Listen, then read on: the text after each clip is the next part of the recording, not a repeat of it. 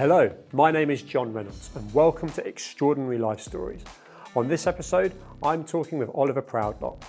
Ollie is a renowned entrepreneur, fashion designer and television personality who rose to fame on the hit reality show Made in Chelsea. As the founder of the menswear brand Serge Denims, Ollie has established himself as a key figure in British fashion, blending contemporary designs with timeless influences. Beyond business, he's a passionate advocate for wellness and mental health, often sharing insights into his personal journey to inspire others. I'm very much looking forward to talking with Ollie, so let's get into it. Ollie, thank you for joining me. John, thank you for having me. Apologies it's taken so long. Yeah, you've been super good. I know, but I know I've changed a few of the times, but I'm very glad to be here now. We're here now. My throat, to all the listeners, apologies if it sort of goes up and down. A little bit of a chesty situation, but hopefully it'll be fun. You look good. You sound good. You look good. You sound perfect. Then we're good to go. Despite Vegas. Tell me, who is Ollie Proudlock? Who is Ollie Proudlock? Wow, that's a big question to start with. I think first and foremost, the most important thing is I'm a dad. That's what I see right now in my life as the number one. And then outside of that, I'm a creative. I think for me, that's the most important thing. I juggle and do various different things, but they're always pretty creative. And I think the number one thing for me is always leading from passion and something that I really love, because then that leads to authenticity. Which you exude, by the way. Oh, I appreciate that, man. Thank you. It's a big thing for me. That means a lot. That means a lot. The creative side of things intrigues me because the education curriculum doesn't really stimulate that. No. It's all a bit of a kind of, tunnel to getting sure. exams, passing them to get a job, whereas you seem to have defied that. How did that come to be? It's funny because I remember when I was growing up, I was an all-rounder, kind of. I was good at sport. I was okay at education, but I was never like top of the class. I was kind of cruising, and from an early age, I became really interested in drawing, probably from like the age of 5, I think it was. And I remember my mum always got really excited by it because she was an interior designer. She was always really creative, so she could see some of her in me. My dad, on the other hand, at that stage, my dad, he was very entrepreneurial. He was very clever. He was actually running restaurants at the time. And I think, he went to Eton when he was a kid. His dad went to Eton, his dad's dad, so on and so forth. So there was real pressure for me from a young age to get certain marks and get certain grades so that I could go to Eton. And I remember, so I was told this story, I definitely don't remember it because I was just born. But when I was born, and because they did a surprise and they found out that I was a boy, the first thing my dad did was went to the phone to call Eton to put my name down. Legacy? Because back then, this is, you put your name down, you get a place and so on and so forth. And so I remember when it came to the exams, it was common entrance a long time ago now, and I felt so much pressure to get those grades to get in because there wasn't really a backup. It was like, basically, I have to go to this school. Like, there was no sort of alternative. And thank God I passed and I got in there. And I think with Eton, the education and sports as well was always at the forefront. But it was funny, there was such an incredible art school there. And there was an amazing teacher, a guy called Ian Burke. And I just remember spending so much time in that art schools. And that is where I really found my love for it. And I had a great housemaster who let me kind of really follow that. Because I remember when it came to the end of Eton, everyone's talking about the next step. Very few people were saying, I want to be an artist. But at that point, my mum was obviously really supportive. My dad was a little bit wary, but he'd seen from the age of 15, 16, I was doing art exhibitions and I was actually selling my paintings. So he was like, okay, maybe there's something here. And he's an entrepreneur himself, right? So he could see how passionate I was. And I think the two of them have always been very supportive of whatever it is that I want to do, as long as, going back to what I said earlier, that I was super passionate about it. So then when I left, I went to St. Martin's to do a foundation. Didn't complete it, sadly. And I think in the back of my mind, I really wanted to have a break from education and go traveling. So I did go traveling, which I'm super happy I did. Which stimulates creativity as well. Yeah, and I think so much of my creativity and my energy comes from different cultures, from traveling, from meeting new people. And again, that was such an incredible part of my life, and I learned so much. And I think I became very independent and understood how to engage with different people from different cultures, which I really, at that time was... Which you don't learn at school as well, right? So this is the whole, moulding yourself into being more of a creative. 100%. And then that's when I came back and I was unsure of what I wanted to do. And then last minute, I was like, you know what, I'm going to give it a go. And I ended up going to Newcastle and I did 4 years of fine art, which was 70% was practical and the other 30% was fine art, or history of art. And I loved it. And I learned a lot and I developed my skills there. But my thing with art was always, I love the process. And I think anything that you do in life, as long as you enjoy the process, the outcome will come. And then when I went to Newcastle, because all my art was very emotional and I was engaging with different materials and I was bouncing off certain things that I was doing, it was very free. And when I went there, it became very conceptual. So they're like, why did you do that? And they were like, okay, well, why did you do that? And then I started overthinking everything. And then I stopped enjoying the process. So although it was great and had an amazing time there, I realized that being an artist and sort of being stuck in my mind in a studio by myself was probably not going to be the space for me. And that then led for me setting up my brand, Serge Denis. Yeah, there's an element of being a creative and needing social contact, right? And knowing you, I think that's you what I fast needed. forward to Made in Chelsea, to your social following, which is a really interactive, engaging, people that really want to hear from you and you give back. If you can't be creative if you're just on your own and not getting anything back. So how did you embrace that and almost grow that, if you like? I mean, yeah, it was a funny time when I went on to Made in Chelsea because it was very unknown. I just set up my brand, Serge Denis. It was June 2011, and I went onto the show in September of that year. And I remember thinking, this potentially could be a really good opportunity. It could be, a bit of a platform for me to help me talk about my brand and so on and so forth. Could also be a risk, right? It was a big risk as well. And I was so uncertain whether to do the show or not at the time. And I remember I didn't actually show up for the first day of filming. Panicked that morning. So I remember I was staying at my dad's place because it was very near where they were filming in the morning. And I just panicked. I was like, I just don't know if I can do this. I just don't know if it feels right. Did you know the other people involved? Yeah, I did. So you had that element of trust, but it was how it could be positioned and the media side of things. I had trust within that. And I think that's why the beginning of Made in Chelsea was so great. Not that I don't watch it now, but all the relationships that were happening, we'd all known each other for such a long period of time. So there was that connection already. So, authenticity, again, it was already there. But I was just so unsure of how they were going to edit me. Yeah. And, you've seen all the stuff that's happened in the past with reality shows. But in the end, I thought to myself, what's the worst that could happen? And I think I've said this quite a few times to different people, but I think in life you regret the things you don't do more than the things you do. I don't want to go through life being like, oh my God, what if I'd done that? Totally. Way better to do something if it doesn't work out. At least you can say, I've done it.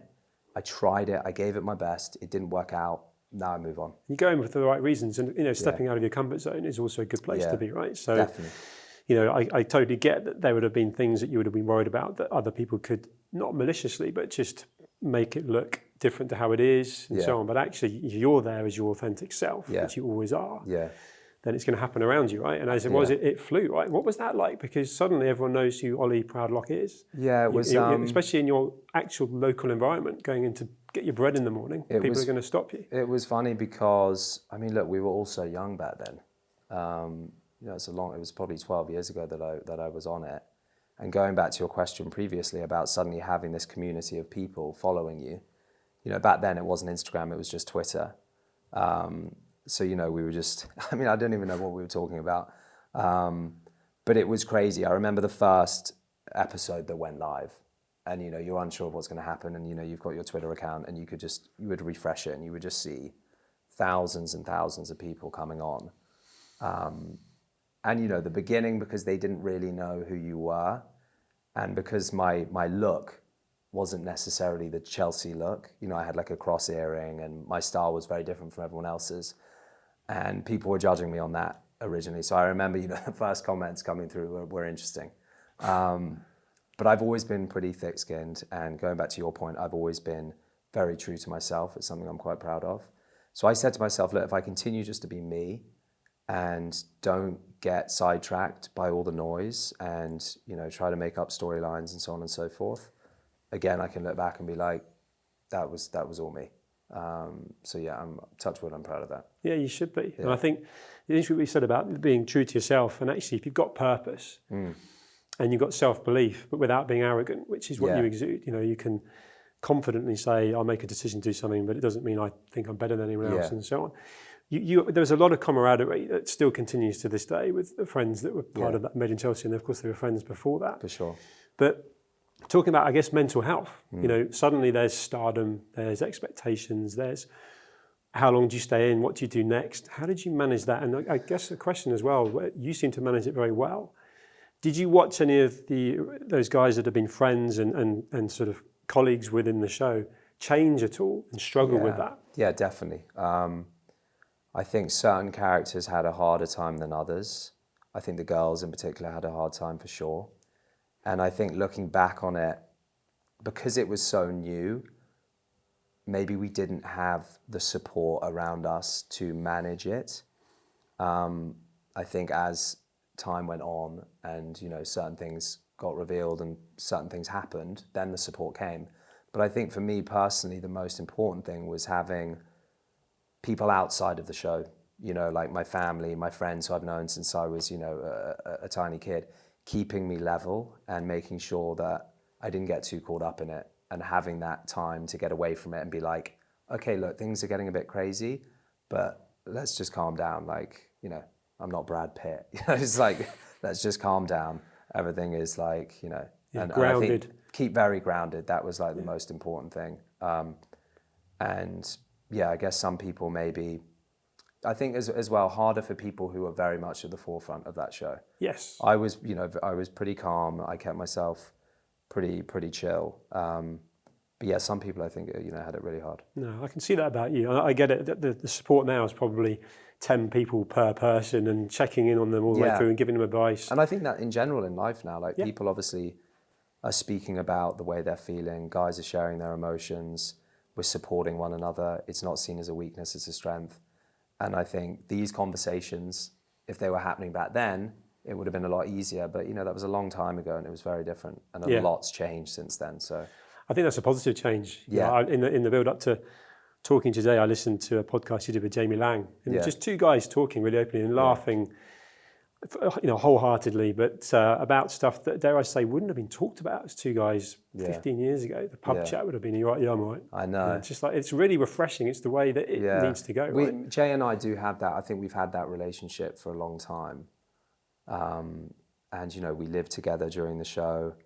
And it's always nice, we're at different stages of our lives now, but we've been through it together, so we can look back on it and laugh about it. And,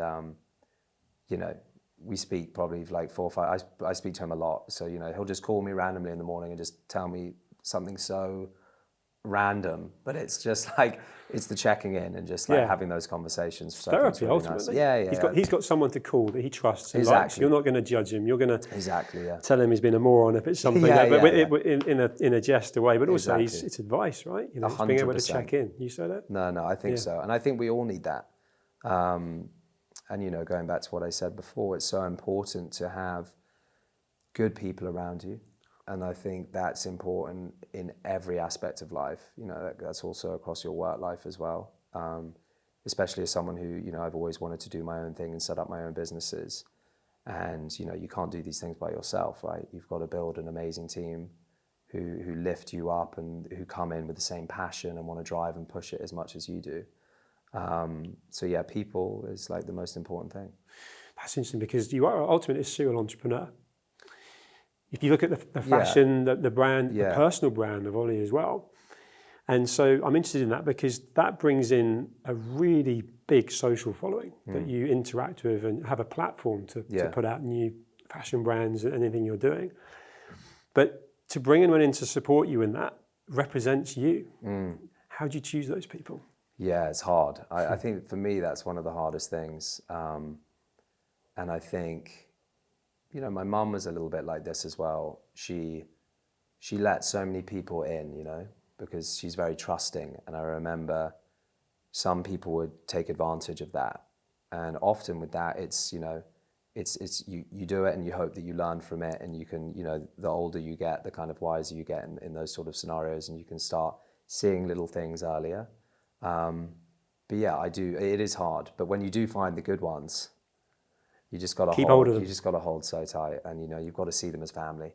And it's funny, even jobs that I do with brands outside of my own, working as Oliver Proudlock, I way prefer these long-term partnerships. And some of the brands that I've worked with for years, and I see them as family. I think, again, it all comes back to authenticity, and rather than these sort of one-off jobs, I think it's I think it's the best thing. Yeah, I can tell. I bet they feel like family. That's the way you make them feel. And in terms of looking after your own physical and mental health, fitness, if you like, I know that's really important to you. For sure. What works for you? For me, I'm a creature of habit. I like routine. Do you have a morning routine? Yeah. So my morning is for me is so important because it sets me up for the day. So, first thing in the morning, I have very precious time with my daughter and my wife. And, we all get ready and get dressed and we feed Bon and stuff like that. And I love that. It's just like the best, most wholesome part of the day, that and the end of the day when we all come back together. And then from there, I'll go and do whether it's a run or some strength training. And that little pocket there is my moment by myself. And I'll listen to a podcast or music. So you're stimulating your brain as well. And I'm just having time to myself to think about, right, what it is my day going to look like? What do I want to achieve from this day? What have I learned from yesterday? All these different things. Do you have your phone with you during that time? So it depends. So if I'm training, occasionally I train with someone else. And if I'm training with someone else, I won't have it. But then if I'm by myself, occasionally I do. And sometimes I have it. Well, I need it. You know what I should do is go back to an iPod. Just to play the podcast about the distraction. Do you know what I mean? That's why I asked you, because the intention is there for me. I listen to podcasts and then I'll hear a ping or I think of something and I go to make a note and then I see Ollie's message me and then I'm off. I get distracted. My thing as well is I kind of sometimes feel I should have, just in case something has happened or something, just as, I've got it there just in case I need to get back to someone super fast. But no, that hour then is super important for me. Get the endorphins going, and then I, continue with my day. But sets you up right. I parallel that, the morning routine. And how strict are you on that? So my point being that we have days like, dare I say today, where you knew you were filming me at this moment in the day, but in the build up to it, you can fit the routine in. And then there's the days that for whatever reason, do you try and compensate? So if you're staying in a hotel, do you still try and use the gym there? Are you pretty strict with it? I'm not as strict as I used to be. Before I had my daughter, I was pretty strict with it. And now I would almost punish myself if I didn't do it. That's what I'm overcompensating. Yeah. Because it became so regimental. But whereas now I give myself, look, if I can't do it today because of work it's all good. We'll do one tomorrow. It's not the end of the world. If that happens 4 days in a row, then maybe I'll get a little bit angsty. But no, I think it's important to not get too stuck on things. And I do think in today's world, it's harder to do that, especially with things like social media and constantly seeing things. Well, it's the judgment. Yeah. I was going to ask you this actually, because you have made a success of social media. You've made it part of your business, your platform, so that people can know about you and feel like they know you. Yeah. Now you're a dad. Yeah. Where will you go with that as a journey? Because I'm the same way. So I've got 2 daughters and they are consuming TikTok and Instagram and watching things on YouTube, as do I, when I get the time. But the point is that there's a good use of social media and there's a bad use. There's the doom scrolling, there's the judgment. Yeah. There's the doom scrolling that can take you into a very negative spiral. Now, you could argue that you would be able to very much educate your kid in context of using it as a force for good, but it's controlling it. Where do you sit with that? I mean, I'm hoping by the time Bonnie is old enough, whatever age we decide to give her a phone, I'm hoping that there's going to be laws in place, or maybe it's not even going to be here. I don't know. I don't even want to think about it for now. No, I get because it's one of those ones that if you're so strict with it, it's just going to, I mean, creates a problem down the line. How do you do it with your daughters? Yeah, so they're 13 and 15 now. Yeah. We got them a phone Because I just think before that's lockdown. the scariest age with social media, those teenage years when you're still trying to understand who you are and feel confident in your own skin. And if suddenly you've got this other beast here and you're seeing all this other stuff, what everyone else is doing, how everyone else looks, how does that make you feel when you're still unsure of who you are? I've been on it continues, it's a journey like this. So got them a phone just before lockdown, which of course no one knew lockdown was coming. We felt that we lucked out because what that did is connected them to friends that they couldn't see. Yeah. It also allowed my youngest in particular, who is an art scholar, creative, to be able to watch what other people were doing and then replicate. Remember the TikTok dances? Yeah. Both of them were doing that and they were copying. So that was actually fitness, it was stimulation. They learned how to edit videos on CapCut. It's a skill we can all agree, you kind of move any kind of editing software. What I've watched happen though was the creative side of both of them then waned to just consuming. So now I'm coming in as the parent going, hey, come on, don't just sit there. And they'd almost go like that. I mean, you've been on that too long. It's frying your brain. How do they react to you saying that? Not great. Yeah. Not great. And they defend themselves. I wasn't. Yeah. Like, I just, so that's the challenge. So then it's like, do you take the phones away? Do you now manage it you have an hour? Because if you give them an hour, it's the same with kids playing computer games. They'll pile in intensely. And I don't want that. You want them to manage it. Yeah. And I wouldn't say we've at any time got this right. Yeah. And I'm totally with you. I think there's laws coming in that could hopefully help us. It has to. But but I think what I would say is kids do what we do, not what we say as parents. Yeah. So I think as a role model 100%. with how you use social media is brilliant. Yeah. So I think they're in a good place from your point of view. But it's managing it. It's a minefield. I was just wondering what you'd say because some people will say, I will not let my kids have a phone and I'm not having social media. And it's like, well, there's a massive hypocritical element of that where you could argue you've built a huge platform. I know. It's so tough. And thankfully my daughter's, not 3 yet. So I feel I've still got time. You've got time. But what I have thought about, and my wife and I both think about this, is how we are in the house and how much we use our phones and making sure that we have a bit of distance. And I do think now, since having our daughter Bonnie, at the end of the day, when we're back home, we use our phone much less. And although we continue to, share our lives, whether it's through business or personal, I feel like we don't give everything, we still hold back and have a lot of personal moments to ourselves. And I think that's really important because I think you can overshare a little. And, if you are sharing everything, that means you are on your phone all the time. So I do think, there's so many pros and cons. And I think there are great ways of using it. But I also think there are great ways of not using it. And I think that's the most important thing. Yeah. So yeah, no, you've articulated it really well. It's just balance. It's constant juggling to try and balance. Yeah, and I'm just grateful that I'm a bit older, and I've kind of been through it since the beginning. So but I can only imagine some of these younger kids, trying to understand, engage it, and they're trying to grow their accounts and getting addicted to the likes and the views, and it's like a drug. Yeah, and, actually we're filming in the Jack studio, JAAQ, just to ask you a question. One of the things I like about Jack is there is no comments, no likes, no judgments, information giving without this, because that's social media, it's an addictive craving, isn't it? And of course that's where mental health problems are, massively being stimulated because someone puts a post out, doesn't get any likes and feels a failure. I know, this is crazy. Just, be authentic, put out what you want. Yeah. Don't expect anything back. Yeah, it's very scary. But going back to what you said earlier, things are going to have to change over the next few years because, mental health is, it's crazy at the moment, and I think especially these younger generations have got to be really looked after. So yeah, I don't know what those will be, but they'll definitely be coming, I'm sure. Hopefully, there's plenty of far smarter people than us that have access to an algorithm of huge information. I'm just hoping by the time Bonnie's the same age as your daughters, I hope maybe everyone's going to just go underground, and it's way cooler not to share anything. Way cooler to be private. And I don't, I'm going to stay in. You imagine, remember back in the day when you were just doing your thing, you were in your lane, you had no idea what anyone else was doing. Yeah. Isn't it crazy? And now to think, can't imagine it now. Social media is almost like everyone who's got their social media page, their handle, it's like their own reality TV show. And everyone is watching. Everyone's watching all these shows. It's insane. I'll tell you what might actually stimulate changes is AI. Yeah. Because you are just so authentic. Anyone I want to talk to on this program, it has got authenticity. Because otherwise you're talking about the next book you're promoting. And it's ulterior motives.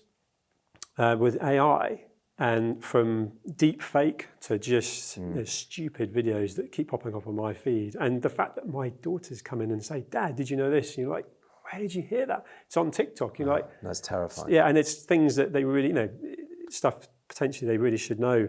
But you can't judge them because they're just seeing it and it's what they're being fed. I know. I think the escalation of AI is going to force the issue where it's like, actually, we need to not shut this down, but it needs to be. And people, I think, will crave authenticity and come off social media. I could be completely wrong. I hope, but I think, like you say, just pull back and go, okay, I've had enough of this. Do you know what I mean? I think it's just, it's funny as well. I was thinking, obviously a lot of people talk about ADHD. And I've never really thought that I had ADHD. And then the other day I was doing a similar conversation like this. And afterwards he was like, do you have ADHD? And he was like, in between things and I actually thought about it afterwards, and I was like, that's so interesting. I was just cutting off and talking about something completely random. And suddenly I was thinking, is this something maybe that I've developed over time because of, let's say, social media, all the information that you're taking in at different moments? And in turn, how are you going to focus in on one thing? Because people's attention spans are so small. We used to have time to process things. No one will watch a video longer than like 10 seconds now before they're on to the next thing that's consuming more information. So I wonder if that's having an effect on people's... I mean, it must be, surely. 100%. In terms of your attention and engaging with things. Yeah. But yeah, let's hope. I don't know. But then also in the back of my mind, if that does happen, it's going to be pretty bad for business on my side. But it's more important for especially since becoming a dad. I just want the younger generation and all the kids to come just to mentally be strong and not be worrying so much because they don't look or have a life or something else that someone else has, No, I get it. I think one of the things I like is I can tell that you are enjoying the journey rather than having a destination. Yeah, key. And you've had a lot of success in your life, both in business, the reality TV side of things. Sitting here now, how would you define success? For me, I think, you touched on it there, the journey, the process. I think for me, success is just being satisfied and happy in what you're doing day to day. You know what I mean? I don't care so much about how much money I'm making or what people think. I really care about waking up every morning and be like, oh my God, I love this. That is success for me because that's the most important thing. Life is short. You never know what's going to happen tomorrow. And as long as I can look back and be like, I freaking loved every day, then I don't see what's more successful than that. I love that. And if you were giving advice to a younger Ollie or an aspiring entrepreneur, and dare I say, they're looking at what you've done in fashion, in the style side of things, and not imitating, but sort of aspiring to be in your position, what advice would you give?